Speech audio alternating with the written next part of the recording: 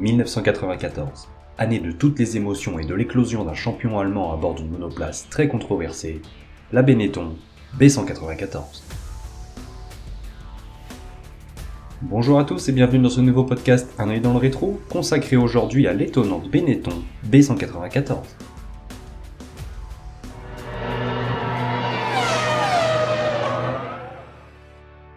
Après 2 saisons dominées par Williams et ses voitures ordinateurs, la FIA décide de revenir aux fondamentaux du pilotage en bannissant la quasi-totalité des aides au pilotage. Ainsi, les suspensions actives, anti-patinage ou autres boîtes automatiques sont désormais prohibées, de quoi faire revenir le talent du pilote au premier plan.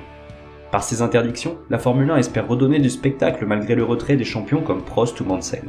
De plus, les ravitaillements en essence font leur grand retour, de quoi amener davantage de stratégie en piste. Chez Benetton, cette nouvelle réglementation est très bien accueillie. Le talent du jeune Schumacher, les performances du nouveau moteur et le dessin de la nouvelle monoplace font naître des espoirs de couronne pour le team italo-anglais, écurie menée par l'intraitable Flavio Briatore et Tom Walkinshaw. Pour ce faire, l'équipe conçoit une toute nouvelle monture baptisée B194, conçue par Ross Brawn. Sous le capot, c'est un nouveau moteur V8 Ford Zetec R de 760 chevaux, culminant à 15 000 tours minute, qui anime la bête. Du côté de la carrosserie, la Benetton B194 semble simple avec des lignes épurées, tout en finesse, mais derrière cette apparence se cache un concept aérodynamique, fruit d'un long travail en soufflerie remarquable. Enfin, le changement le plus voyant est bel et bien la couleur, passant du jaune camel au bleu ciel de 2007. Pour mener à bien cette aventure, Michael Schumacher est associé au Finlandais Gigi Lehto, protégé de Keke Rosberg, enfin, normalement. Durant l'intersaison, Lehto est victime d'une grosse sortie de piste, lui brisant une vertèbre. Ses débuts dans un top type sont donc repoussés et c'est sur le troisième pilote de l'équipe, Jos Verstappen, que sera bas Benetton le temps de la convalescence du Finlandais.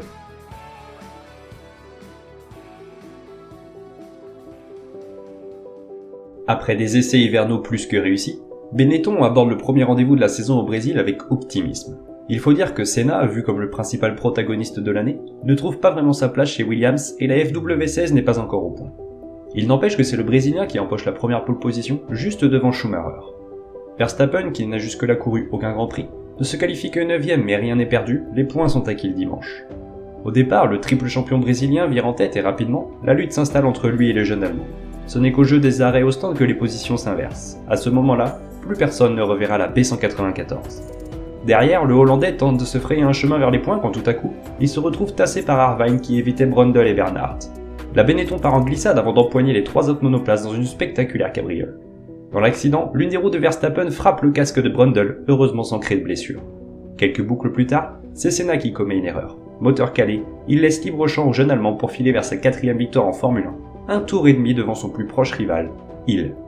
Mais à la fin de la course, Jordan accuse l'écurie italo-anglaise de disposer d'un fond plat non conforme. Ce ne sont que le début d'une succession de plaintes à l'encontre de Benetton. La deuxième manche, nommée Grand Prix du Pacifique, se course sur le tracé d'Aida au Japon, et dès les premiers essais, la lutte est la même qu'au Brésil, si bien que les deux intéressés bloquent à nouveau la première ligne. À l'extinction des feux, Schumacher décolle mieux et prend le commandement. Quelques mètres plus loin, Senna se fait harponner par l'araignée et doit renoncer. Le Brésilien passa alors la course à observer les voitures en bord de piste, notamment la B194, qu'il trouve intrigante. En effet, le Brésilien suspecte la présence d'un anti-patinage, interdit par le règlement. La course ne sera qu'une succession d'abandons et de pirouettes, notamment pour Verstappen. De son côté, le pilote allemand domine tellement qu'il termine un tour devant ses concurrents, à l'exception de Berger, second à plus d'1 minute. Puis arriva le fameux meeting de Saint-Marin et sa destinée funeste. Alors que Lehto fait son grand retour dans le paddock, les essais sont marqués par l'effroyable accident de Barrichello, sérieusement blessé dans sa cabriole. Le lendemain, le spectacle devient dramatique. Ratzenberger, pilote Simtek, frappe de plein fouet le mur de béton. Il décède sur le coup. L'émotion est vive dans le petit siècle de la Formule 1, mais le cauchemar ne fait que commencer. Le dimanche, dès l'extinction des feux, Lehto cale sur la grille. S'il parvient à être évité par plusieurs de ses adversaires, il est percuté de plein fouet par l'ami. Les débris volent et atterrissent dans le public, blessant plusieurs spectateurs. Quelques tours plus tard, nouveau drame. Senna, alors leader devant Schumacher, tire tout droit dans la cour de Tamburello et cogne violemment le mur. Le paddock est consterné mais la course doit reprendre. La B194 reste capée et domine et s'impose lors de ce terrible Grand Prix, marqué par un autre incident survenu dans les stands lorsque Berger perdit l'une de ses roues en repartant en piste. Ce n'est qu'après le podium que la nouvelle tombe. Senna n'a pas survécu à son accident. Malgré la grande tristesse, tout le monde incrimine la FIA et Ecclestone d'avoir demandé la poursuite de la course après les effroyables événements. Après 3 épreuves, le championnat semble déjà plié pour Schumacher et Benetton, mais après le week-end funèbre d'Imola, peu de pilotes songent à continuer la saison. Il faut pourtant reprendre, Monaco est déjà là.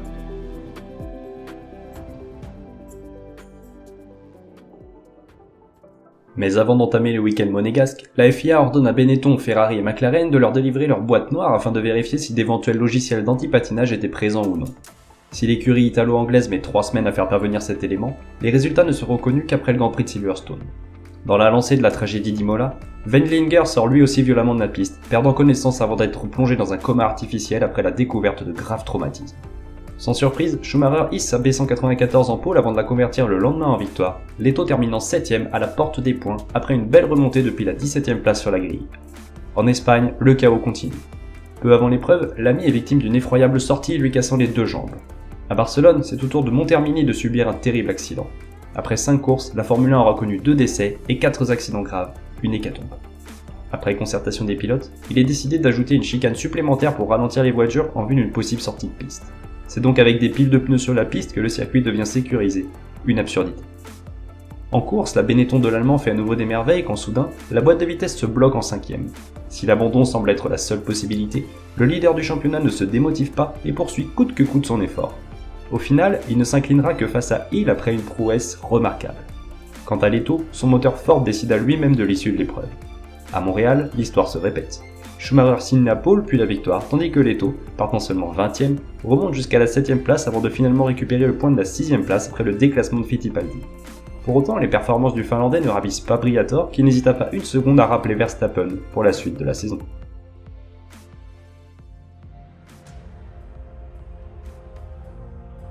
Et c'est à Manicourt que le Hollandais refait son apparition dans le baquet de la B194. Pour autant, l'attraction du week-end est le retour du célèbre moustachu Mansell, véritable chouchou du public. De plus, Williams travaille activement sur une nouvelle monoplace et teste de nombreuses pièces sur sa FW16 avant son instauration en Allemagne. Et les évolutions semblent marcher puisque les 2 voitures anglaises monopolisent la première ligne, repoussant Schumacher en 3ème place, Verstappen 8ème malgré un gros accident contre le mur des stands, voyant l'une de ses roues voler dans les écrans de McLaren, un nouveau drame évité de justesse. Mais dès l'extinction des feux, la Benetton d'Allemand s'infiltre entre les 2 Williams d'une manière déconcertante. Et il y a de quoi être étonné, la B194 ne patine pas du tout, contrairement aux anglaises, de quoi relancer la polémique du contrôle de traction interdit. Toujours est-il que Schumacher mène la course et ce jusqu'au bout, de quoi accrocher un 6ème succès en 7 épreuves. Quant à son équipier, c'est par un nouveau tête-à-queue que s'acheva son rendez-vous français. Puis arrive à Silverstone, le tournant de l'année. Lors du tour de formation, l'Allemand dépassa à 2 reprises Hill, manœuvre interdite depuis 1992. Après quelques tours de course, la direction de course annonce qu'une pénalité de 5 secondes est infligée au leader du championnat, sans que Benetton ne connaisse la cause. Alors que Briatore part s'expliquer avec la FIA, le drapeau noir synonyme de disqualification est présenté à Schumacher. Mais contre toute attente, le Kaiser ne s'arrêta pas et poursuivit son effort. Quelques instants plus tard, le drapeau est rangé et est remplacé par le panneau « Penalty ». La B194 s'enfonce donc dans l'allée des stands pour purger cette pénalité de 5 secondes avant de reprendre la piste. La confusion est totale et une fois l'arrivée franchie, en seconde place pour Schumacher et 8ème pour Verstappen, des voix s'élèvent quant à la non-disqualification de l'Allemand. Le 26 juillet, une audience est ouverte pour juger les événements du dernier Grand Prix. Pas moins de 4 pilotes sont convoqués, mais l'affaire la plus importante concerne bien sûr Schumacher. Et c'est Mosley, président de la FIA, qui aura le dernier mot. L'Allemand est bel et bien disqualifié de la manche britannique, mais écope également de 2 courses de suspension. Si la sanction est sévère, beaucoup se questionnent sur la volonté de la FIA d'essayer de relancer un championnat presque plié. Sans étonnement, Benetton fait appel de la sanction, ce qui a pour effet de repousser ces 2 épreuves de suspension. Quelques jours plus tard, les conclusions de l'enquête concernant les boîtes noires sont rendues publiques. Ainsi, il a été détecté que Benetton disposait bel et bien d'un système de contrôle de traction. Pourtant, les dirigeants de l'écurie italo-anglaise continuent d'affirmer que ce système n'a été utilisé qu'en essai privé, ce que la FIA ne peut prouver malgré la présence du logiciel. Sans réelle preuve de triche, aucune sanction n'est prise à l'encontre de Benetton. À Hockenheim, toutes les monoplaces sont nouvelles. À la suite des incidents du début d'année, d'importantes modifications furent imposées par la FIA pour garantir davantage de sécurité pour les pilotes. Si la B194 évolue peu, sa rivale Williams instaure une nouvelle monture, la FW16B, redoutable d'efficacité. Dès le départ, 10 voitures sont éliminées dans 2 carambolages. Si les 2 Williams se sont touchés, c'est bien Ferrari qui mène la course. Peu après la moitié de l'épreuve, Verstappen rentre au stand pour effectuer son ravitaillement. Mais au moment de remplir le réservoir, une valve non fermée fit gicler l'essence sur la monoplace et les mécaniciens. Avec les échappements et freins chauds bouillants, l'incendie est inévitable. Le brasier est impressionnant et la fumée monte à plusieurs mètres de hauteur, mais heureusement, il est rapidement éteint. Fort heureusement, le Hollandais et quelques mécaniciens ne souffrent que de blessures superficielles, mais tout de suite, les critiques envers le retour des ravitaillements en essence fusent. Pour ne rien arranger, Benetton voit sa seconde voiture s'arrêter, problème moteur. L'incident des stands est alors enquêté par la FIA et rapidement, la cause est trouvée. Un élément extérieur aurait empêché la fermeture de la valve, menant à l'éjection du carburant. Cependant, un filtre présent sur le tuyau d'essence censé empêcher l'introduction de corps étrangers était absent. Or, l'absence de ce filtre permet d'augmenter le débit de carburant et donc de gagner du temps. Mais cette troisième affaire concernant Benetton est celle de trop pour la FIA, qui envisage sérieusement l'exclusion de l'équipe au championnat. Un nouveau jugement sera apporté le 19 octobre pour décider, ou non, d'une sanction pour l'écurie italo-anglaise. En Hongrie, les Benetton sont enfin toutes deux à la fête. Si Schumacher l'emporte de façon imparable, Verstappen se montre plus performant que jamais, accrochant son premier podium de la saison avec la troisième place finale. Mais à partir de ce moment-là, tout dégénéra.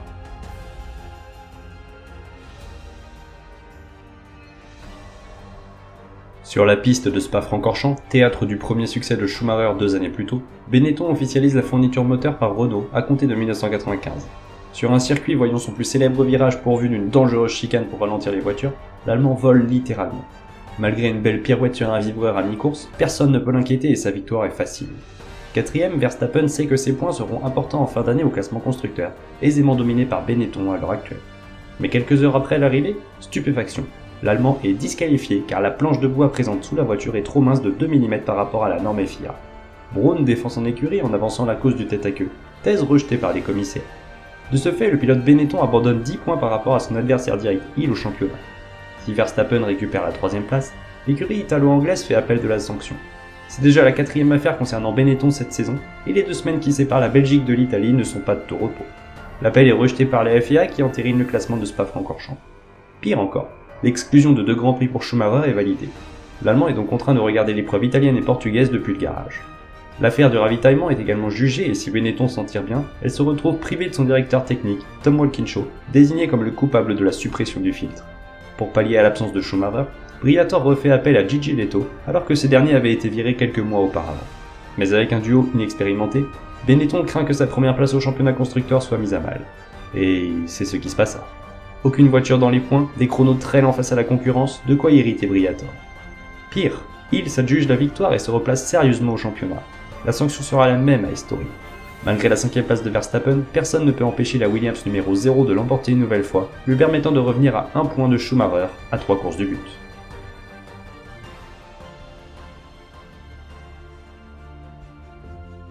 La fin de saison est donc plus ouverte que jamais et c'est sur le circuit de Jerez, remplaçant de la Manche argentine, que se termine la tournée européenne. Après 2 week-ends très compliqués pour Benetton, le retour de Schumacher remotive les troupes et malgré une casse moteur le vendredi, l'Allemand réalise la pole le lendemain. Mais dès le départ, c'est Hill qui vire en tête. La difficulté de dépasser sur le tracé andalou empêche le leader du championnat de trouver l'ouverture, mais il reste une carte à jouer, la stratégie. Au prix d'une stratégie à 3 arrêts imaginée par Braun, le Kaiser passe l'anglais et s'impose facilement, imprimant un rythme insoutenable pour la Williams.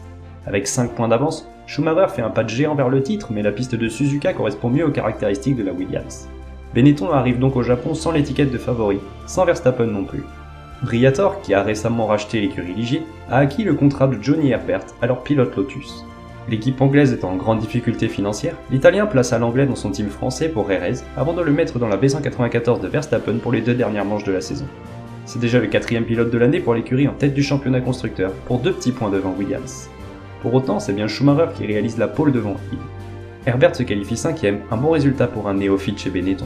Le jour de la course, la pluie est omniprésente et les conditions sont épouvantables. L'Allemand parvient à conserver sa première place, mais au bout de quelques tours, la situation est trop dangereuse, si bien que la seconde B194 finit à contresens devant les stands, l'aquaplaning étant très important. La voiture de sécurité intervient et après quelques boucles ralenties, l'épreuve reprend, enfin pour peu de temps. Après une dizaine de tours, Morbidelli sort de la piste, imité quelques instants plus tard par Brundle, qui percuta un commissaire en intervention. Le drapeau rouge est déployé et la course stoppée. La calmie fait son apparition entre-temps et l'épreuve s'apprête à repartir derrière la safety car. Le classement final s'établira donc par addition du temps des 2 manches. Schumacher conserve la tête devant son adversaire et creuse rapidement l'écart, mais il est déjà appelé à son stand pour ravitailler. Cette mauvaise stratégie contraint l'Allemand à se faufiler entre ses concurrents pour perdre le moins de temps possible, mais c'est peine perdue, il est déjà bien installé en tête. Avec une voiture très légère, le leader du championnat rattrape son retard et entame la dernière boucle, 2 secondes derrière l'anglais au classement des temps. Malheureusement, plusieurs attardés sont à dépasser et la Benetton échouera à 3 secondes de la Williams. De ce fait, la finale à Adélaïde couronnera le champion et l'écurie championne. La première surprise arrive alors des qualifications puisque c'est le revenant Mansell qui réalise le meilleur temps devant Schumacher et Hill. L'Allemand, piqué par ce résultat, tenta de pousser encore plus mais en fit trop, explosant tout le côté gauche de sa monture. Le dimanche, la B194 parvient à prendre l'ascendant au départ, tout comme la Williams de Hill. Rapidement, les 2 protagonistes se détachent du reste de la meute pour se bagarrer comme il se doit. Derrière, Herbert est contraint de renoncer, portant un coup fatal dans la quête de titre constructeur. Mes amis course, coup de théâtre. Schumacher rate la corde et touche le mur avec sa roue avant droite, pliant sûrement sa suspension.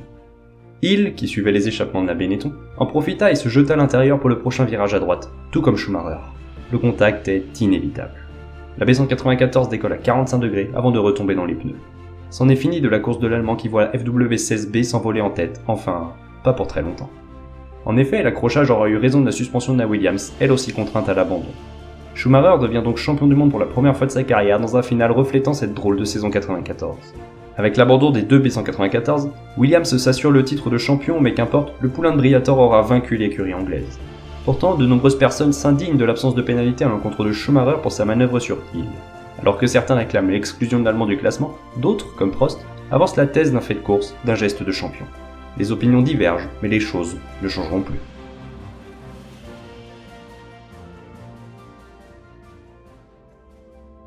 Au final, la Benetton B194 aura remporté 8 victoires, 6 pole positions, 8 meilleurs tours et 12 podiums.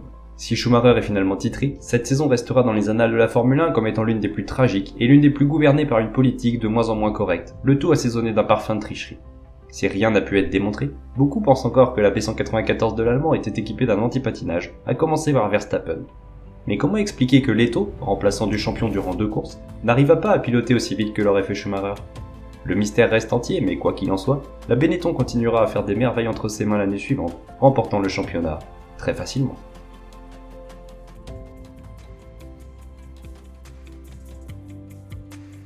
Si la Benetton B194 devait se résumer en quelques chiffres, nous pourrions dire qu'en 16 Grands Prix, elle aura récolté 8 victoires, 12 podiums, 6 pole positions, 8 meilleurs tours en course, mais surtout elle aura permis à Michael Schumacher de remporter enfin son premier titre de champion du monde.